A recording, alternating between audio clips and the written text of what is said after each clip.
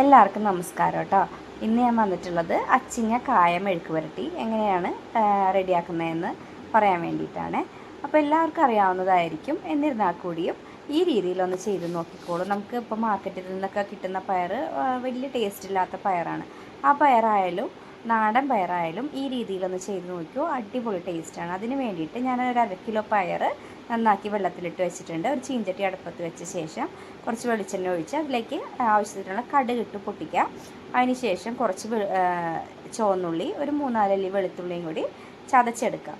ചതച്ചിട്ട് അതും കൂടി ചേർത്തിട്ട് ഒന്ന് വഴറ്റിയെടുക്കുക. കുറച്ച് കറിവേപ്പില ചേർത്ത് കൊടുക്കുക. കറിവേപ്പില നല്ല രീതിക്ക് ചേർത്തോളൂ കേട്ടോ. കറിവേപ്പിലയുടെ ഫ്ലേവർ നമ്മുടെ എന്താ പറയുക, മെഴുക്ക് പുരട്ടിക്ക് നല്ല ടേസ്റ്റ് കൊടുക്കും. അപ്പോൾ ഞാൻ കുറച്ച് കറിവേപ്പില, അതേപോലെ തന്നെ ഒരു 5-6 വറ്റൽമുളക് ഒന്ന് പൊടിച്ചിട്ട് അതും കൂടി ചേർത്ത് കൊടുക്കുന്നുണ്ട്. ഇത് നല്ലപോലെ മൂത്ത് ബ്രൗൺ കളറൊന്നും ആവണ്ട. അതിൻ്റെ പച്ചമണം ഒന്ന് മാറി വരുന്ന സമയത്ത് നമുക്ക് പച്ചപ്പയർ നല്ലപോലെ കഴുകിയിട്ട് അത് ഇതിലേക്ക് ചേർത്ത് കൊടുക്കാം. ചേർത്ത് കൊടുക്കുമ്പോൾ വേവിച്ചിട്ട് ചേർത്ത് കൊടുക്കരുത്. ഇതേപോലെ തന്നെ നമ്മൾ നേരിട്ട് ചട്ടിയിലേക്ക് ഇട്ട് കൊടുക്കാം. അതിനുശേഷം ഇതിലേക്ക് ആവശ്യത്തിനുള്ള ഉപ്പും കൂടി ചേർത്ത് കൊടുത്തിട്ട് നമ്മൾ ഒരു മീഡിയം ഫ്ലെയിമിലിട്ടിട്ട് ഇളക്കി വെള്ളം ഒന്നും ഒഴിക്കരുത്. തീ കുറച്ച് വെച്ചിട്ട് ഇതിൽ തന്നെ ഈ ചട്ടിയിൽ കിടന്നിട്ട് തന്നെ ഈ പയർ വേവണം.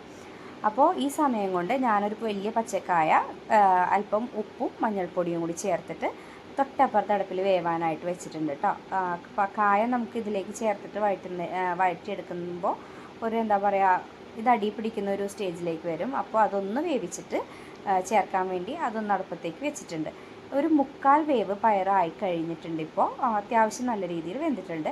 ഈ സമയത്ത് നമുക്ക് കായ വേവിച്ചതും കൂടി ചേർത്തിട്ട് ഒരു 5 മിനിറ്റും കൂടി മീഡിയം ഫ്ലെയിമിലിട്ടിട്ട് ഇളക്കി കൊടുക്കണം. കാരണം ഇതിൻ്റെ ഉപ്പും മുളകും എല്ലാം ഈ കായയിലേക്കും കൂടി പിടിക്കാൻ വേണ്ടിയിട്ടാണ്. അപ്പോൾ ജസ്റ്റ് നമ്മളിതിലേക്ക് വെളിച്ചെണ്ണയിൽ കിടന്നിട്ടാണ് നമ്മുടെ പയർ വെന്ത് വന്നിട്ടുള്ളത്. ആ രീതിയിൽ തന്നെ ചെയ്ത് നോക്കിക്കോളൂ. നല്ല ടേസ്റ്റുള്ള മെഴുക്ക് പുരട്ടി ആയിരിക്കും കേട്ടോ. അപ്പോൾ മിക്ക ആളുകളും ചെയ്യുന്നുണ്ടാവും, ചെയ്യാത്തവർക്ക് വേണ്ടിയിട്ടുള്ളതാണ്. അപ്പോൾ ഈ രീതിയിൽ നമുക്ക് ഏത് മെഴുക്ക് പുരട്ടി ആയാലും ഇങ്ങനെ തന്നെ ഉണ്ടായിക്കഴിഞ്ഞാൽ കുറച്ചുകൂടി ടേസ്റ്റ് ആയിരിക്കും. നമ്മൾ വെള്ളം ഉപ്പൊക്കെ ഇട്ടിട്ട് ആദ്യം പയർ വേവിച്ച് കഴിഞ്ഞാൽ ആ പയറിൻ്റെ ടേസ്റ്റ് അങ്ങോട്ട് പോകും. അപ്പോൾ ഇതുപോലെ ട്രൈ ചെയ്തിട്ട് നിങ്ങളുടെ ഫീഡ്ബാക്ക് അറിയിക്കാം.